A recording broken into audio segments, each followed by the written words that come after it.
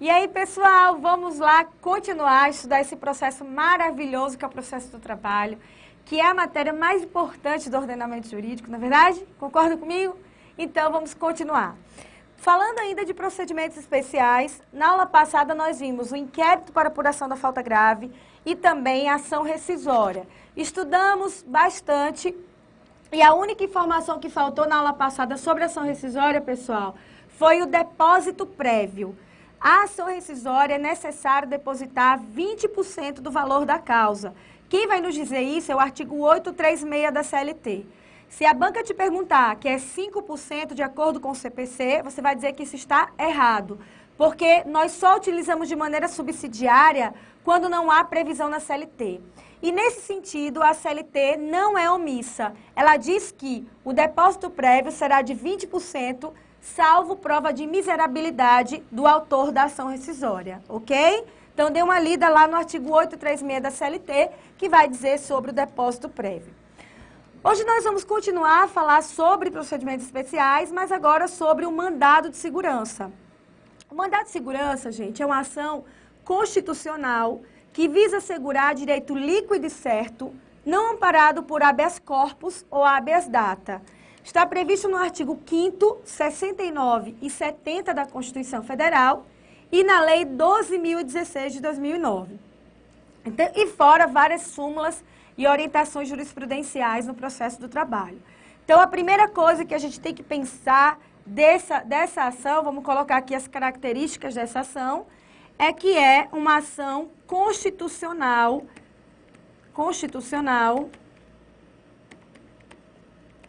que está no artigo 5º, 69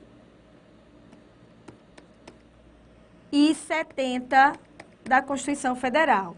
E ainda na Lei 12.016 de 2009. E é uma ação que visa garantir direito líquido e certo, não amparado por habeas corpus ou habeas data.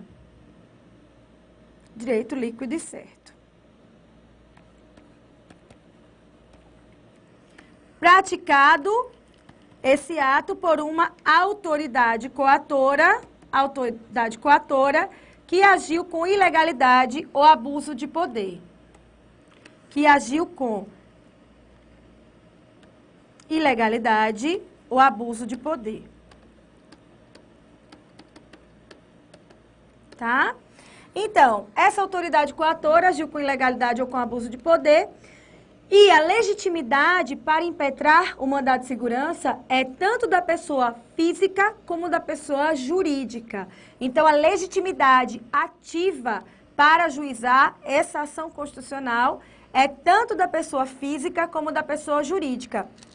Certo, gente? Imaginem vocês uma empresa, uma pessoa jurídica de direito privado que teve ali a sua empresa, a sua obra embargada, interditada, e aí aquele auditor fiscal do trabalho agiu com ilegalidade ou com abuso de autoridade, abuso de poder. Nesse caso, vamos verificar o cabimento do MS, sim, mas nesse caso é observado a possibilidade de impetrar o mandado de segurança para assegurar o direito líquido e certo do impetrante. O prazo para o ajuizamento desse MS é um prazo decadencial. Se não impetrado, perdeu o direito de ajuizar. E esse prazo decadencial é de 120 dias. 120 dias. Tá? Então, 120 dias para a sua impetração.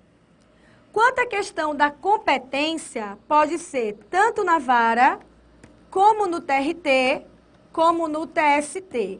Vai depender quem é a autoridade coatora.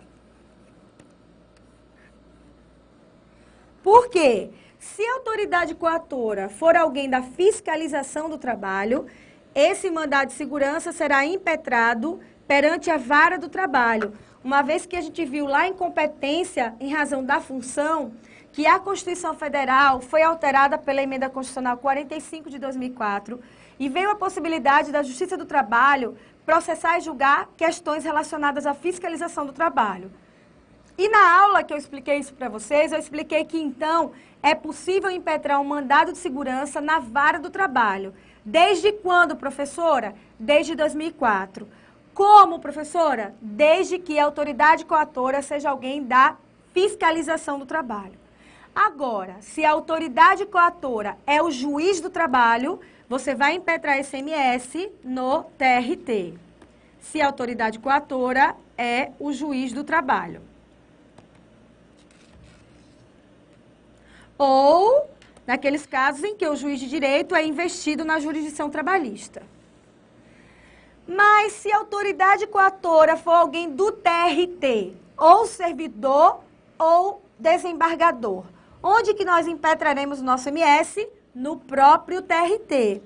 Então, se a autoridade coatora é alguém do TRT, seja servidor, ou seja, juiz, desembargador, né? Eu já expliquei para vocês que a Constituição Federal fala que é um juiz de segundo grau. Os regimentos internos falam, alguns, né, falam que são desembargadores. Então, se o ato é de alguém da Justiça do Trabalho do TRT, ou servidor ou desembargador, esse mandado de segurança será impetrado perante o próprio TRT. E se o ato for do TST, seus ministros ou servidores, o mandado de segurança será impetrado no próprio TST. Eu costumo brincar, gente, que mandado de segurança não é escada, porque as pessoas pensam assim, ó. Vou fazer uma escada aqui para vocês. Quem julga o ato do juiz é o TRT. Quem julga o ato do TRT é o TST. Aí eu te pergunto, e quem julgaria, se fosse nesse raciocínio, o ato do TST? Deus? Não, pessoal, tem que ser alguém aqui da terra. Deixa Deus fora disso tudo, pelo amor de Deus. Então, o ato do TST é julgado pelo próprio TST. Assim como o ato do TRT é julgado pelo próprio TRT. Aí você vai se perguntar, mas professora, por que o ato do juiz é discutido no TRT e não por ele mesmo? Porque, pessoal, é uma instância monocrática. Imagina que o juiz da vara do trabalho pudesse ser autoridade coatora e juiz ao mesmo tempo. Não tem sentido. Então, só sobe para o TRT quando a autoridade coatora for o juiz do trabalho, porque ele é um juiz monocrático. Portanto, a competência é do TRT. Fechado? Então, simbora. Aqui tem muita coisa para verificar. Vejam, quanto ao mandado de segurança, ele não caberá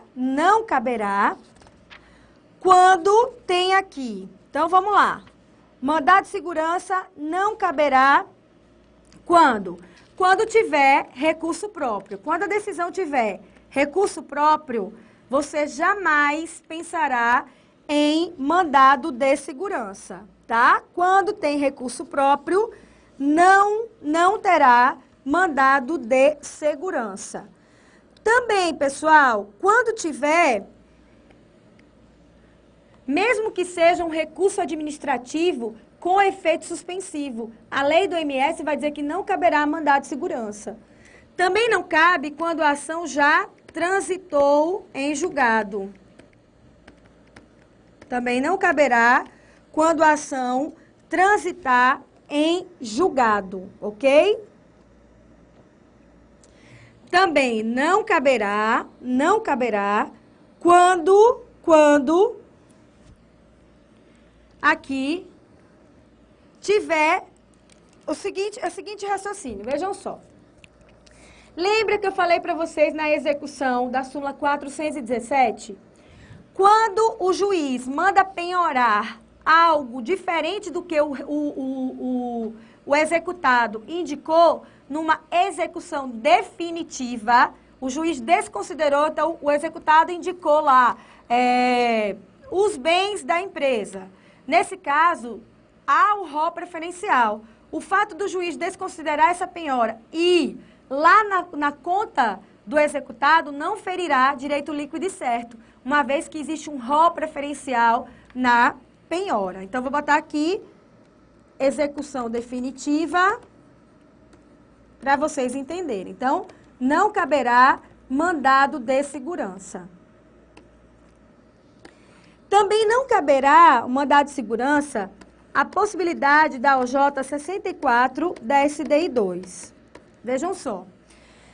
Quando nós estudamos lá em princípio da irrecorribilidade da decisão interlocutória. Vejam só.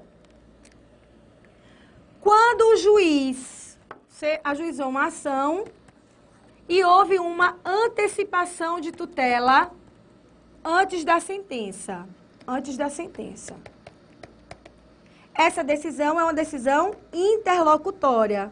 Como é uma decisão interlocutória, nós não temos recurso para verificá-la. Então, pode a parte impetrar, o reclamado, impetrar um mandado de segurança.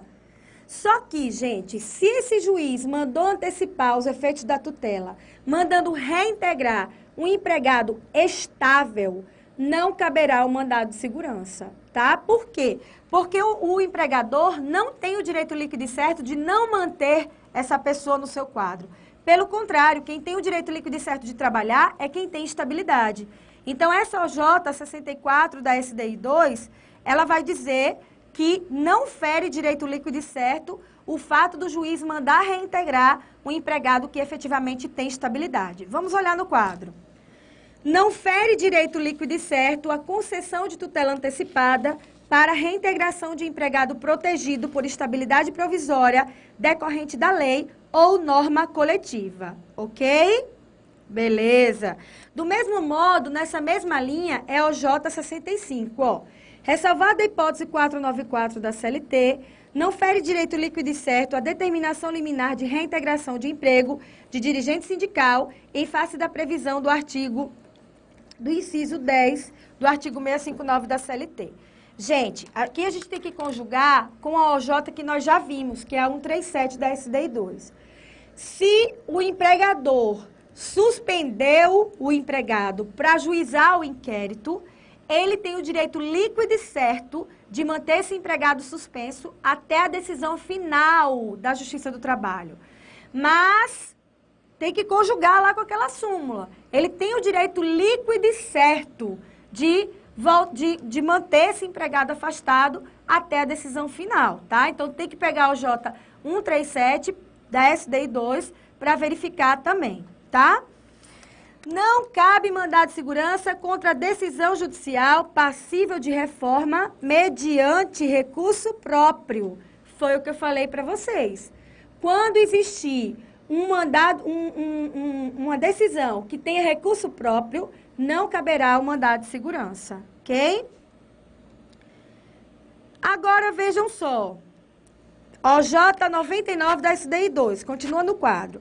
Esgotadas as vias recursais existentes, não cabe mandado de segurança. Também eu já tinha falado para vocês desse mandado de segurança que não cabe, aliás, mandado de segurança quando houve o trânsito em julgado da ação. Fechado? Então, beleza. Olha só, OJ 142 da SDI 2, continuando. Inexiste direito líquido e certo a ser oposto contra ato do juiz que, antecipando a tutela jurisdicional, determina a reintegração do empregado até a decisão final do processo, quando demonstrada a razoabilidade do direito subjetivo material, como nos casos de anistiado, aposentado, integrante de comissão de fábrica, dirigente sindical, portador de doença profissional e portador do vírus HIV ou detentor de estabilidade provisória prevista em norma coletiva. Já discutimos isso. Se o juiz mandou reintegrar alguém que efetivamente tem estabilidade, não há que se falar em ferimento do direito líquido e certo do empregador, né? Não há que se falar. OJ 140. Não cabe mandado de segurança para impugnar despacho que acolheu ou indeferiu liminar em outro mandado de segurança. Então, você impetrou o mandado de segurança, foi indeferida ou deferida uma liminar, não caberá outro mandado de segurança para discutir isso. Não caberá, esse é o posicionamento do TST, ok? OJ 144. O mandado de segurança não se presta à obtenção de uma sentença genérica aplicável a eventos futuros, cuja ocorrência é incerta. Então, gente, vocês estão vendo aqui a impossibilidade de impetrar o MS, né? Existe aí a impossibilidade.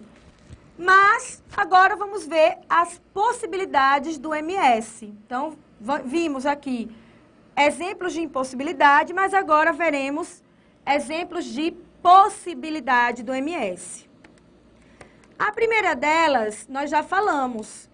Quando houver antecipação de tutela ou liminar antes da sentença. Súmula 414. Nós vimos também que quando o juiz manda penhorar, desconsiderando o objeto que o executado provisoriamente indicou, cabe mandado de segurança também, súmula 417.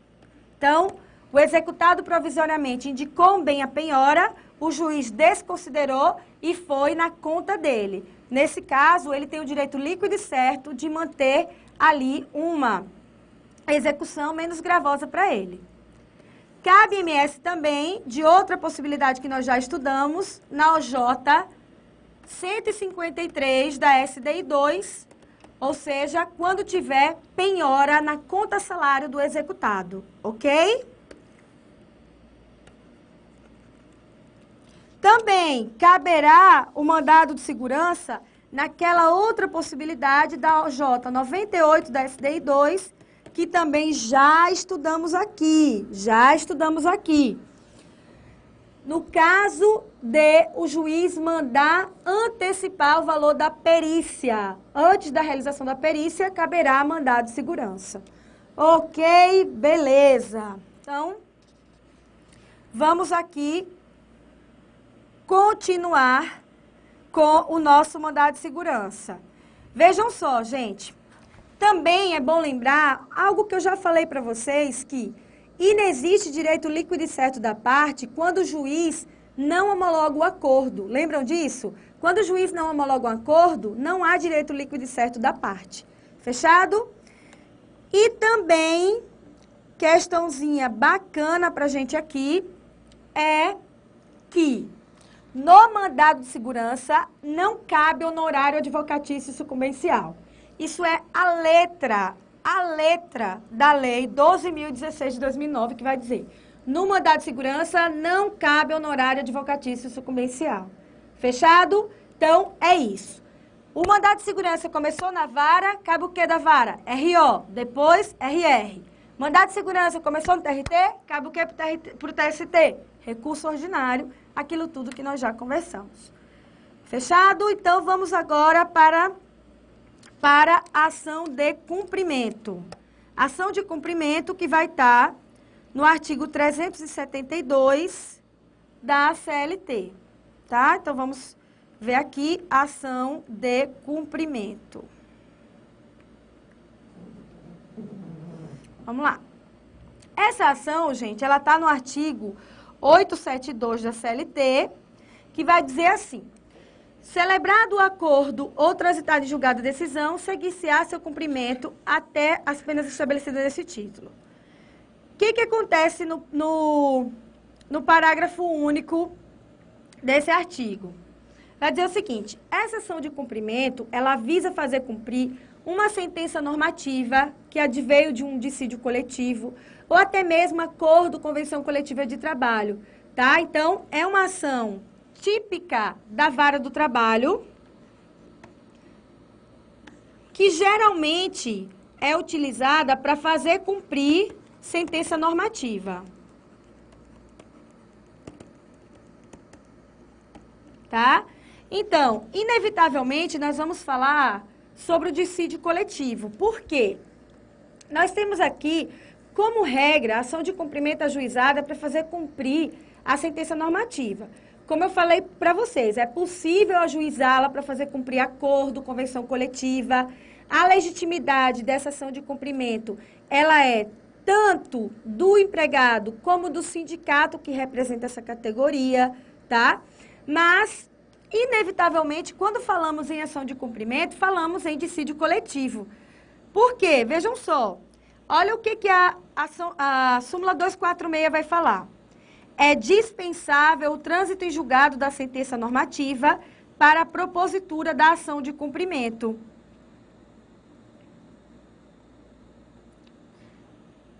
A legitimidade do sindicato para propor ação de cumprimento estende-se também à observação de acordo ou convenção coletiva, ou seja, a súmula 286. E o prazo de prescrição com relação à ação de cumprimento da decisão normativa flui apenas da data do trânsito em julgado. Tá? Então, eu quero que vocês guardem isso, porque nós vamos verificar principalmente a OJ 277 do TST, da SDI1. Mas, para isso, eu vou falar para vocês sobre o dissídio coletivo, tá? Que é o nosso tema, e vou voltar e fazer o link com a ação de cumprimento. Vejam só, esse dissídio coletivo, gente, que está no quadro, são ações, na verdade, de cunho, como o próprio nome diz, coletivo, né? Que visam ali determinadas situações, o ajuizamento de ações aqui voltadas para tribunais, tá? Então, eu só tenho dissídio coletivo, primeira coisa a pensar, de competência de julgamento de tribunais. Não existe ali um dissídio coletivo, gente, em vara do trabalho, tá? Então, vejam, esse dissídio coletivo, ele é dividido em dissídio coletivo de natureza jurídica, de natureza econômica, de greve e originário. E ainda tem aqui o revisional.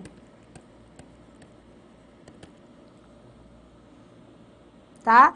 O de natureza jurídica, gente, ele visa apenas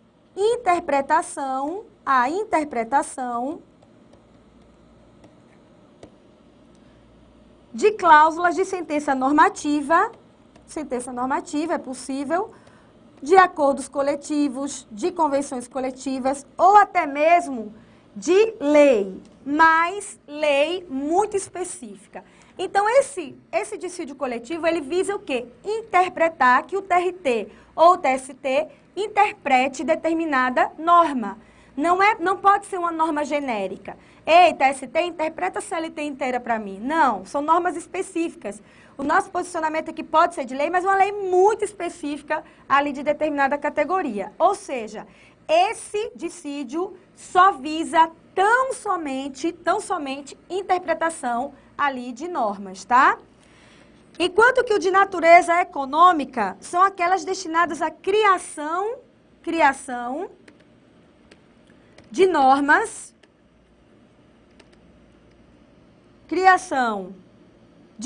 com conteúdo econômico. Olha o nome, econômico. Como, por exemplo, aumentar a hora extraordinária, uma briga ali da categoria para aumentar a hora extraordinária, concessão de intervalos, né, e determinadas condições ali dentro da esfera contratual ali daquela categoria. O de greve tem como escopo saber se aquela greve é abusiva ou não abusiva, e o originário é quando aquela categoria não tem norma ainda. Então, é o ajuizamento desse dissídio coletivo de natureza originária, quando não existem em vigor normas e condições especiais de trabalho de determinada categoria. Já o revisional visa aqui, como o próprio nome diz, reavaliar normas e condições de trabalho que já são pré-existentes. Então, imagine que veio uma sentença normativa, a gente vai fazer a revisão dessa sentença normativa. Competência, pessoal. Competência é somente de tribunais.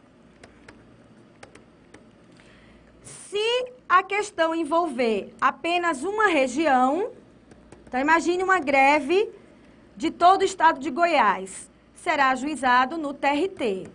Se for suprarregional, ou seja, se envolver mais de uma região, será ajuizado no TST.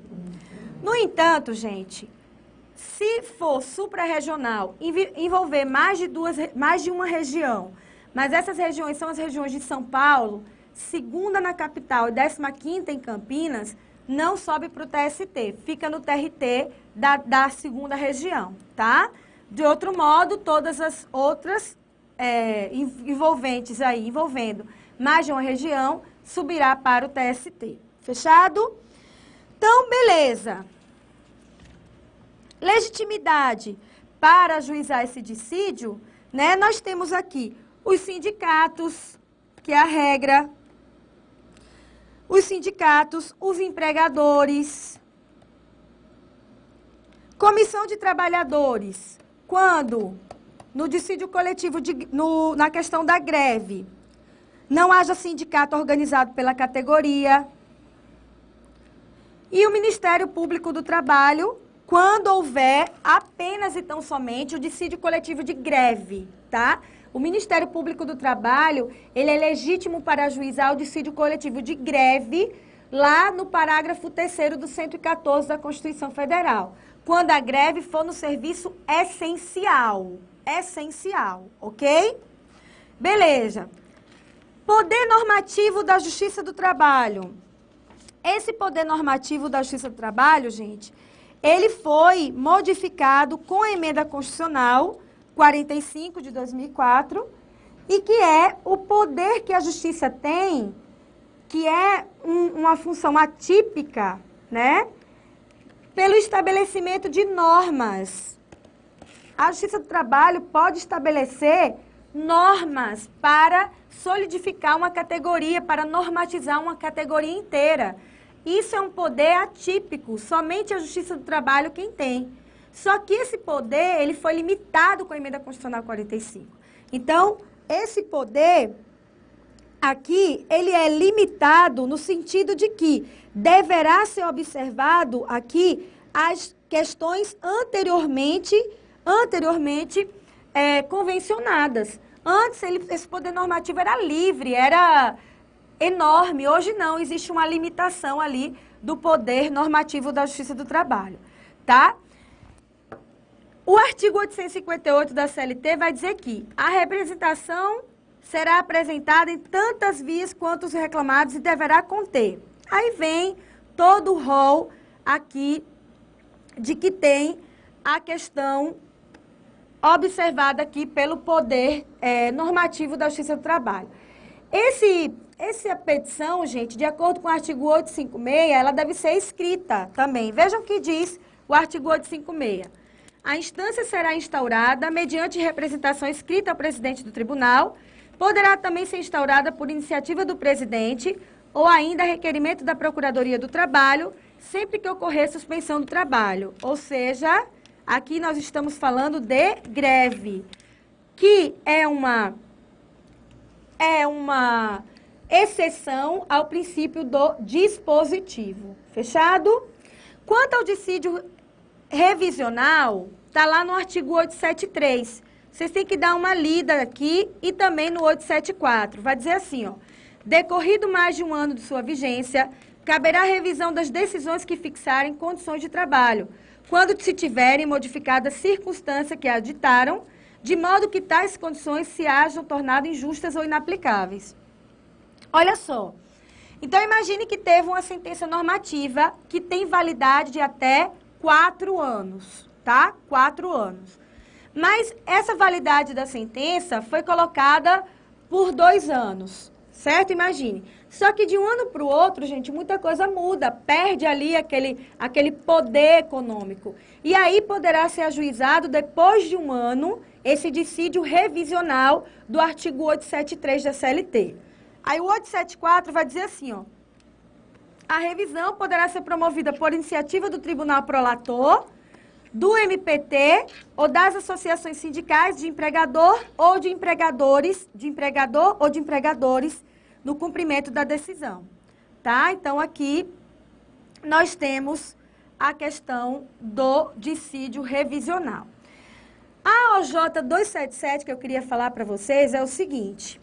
Imaginem vocês que a ação começou no TRT, o dissídio coletivo, e foi interposto um recurso ordinário para o TST, porque a ação começou no TRT. Esse recurso ordinário no dissídio coletivo, gente, ele pode ter efeito suspensivo sem a necessidade do ajuizamento de cautelar, tá?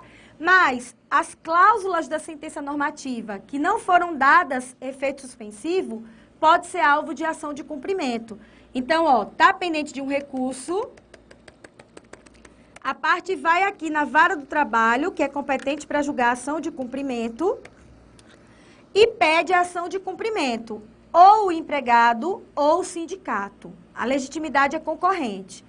E aí, imagine você que o juiz, essa ação de cumprimento está baseada na cesta básica que foi deferida pelo TRT na sentença normativa e que não foi dado efeito suspensivo no recurso ordinário, ou seja, poderá ser pleiteado na vara do trabalho a ação de cumprimento.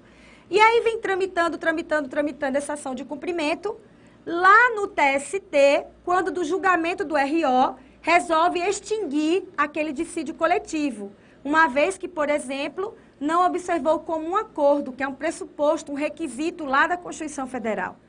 O que acontece com a ação de cumprimento? Ela perde o objeto. Ela perde o objeto. Vejam o que diz essa OJ. A coisa julgada, produzida na ação de cumprimento, é atípica, pois depende de condição resolutiva, ou seja, da não modificação da decisão normativa por eventual recurso. Assim, modificada a sentença normativa pelo TST com a consequente extinção do processo, sem julgamento do mérito, deve-se extinguir a execução em andamento, uma vez que a norma sobre o qual se apoiava o título exequendo deixou de existir no mundo jurídico. Ok, pessoal?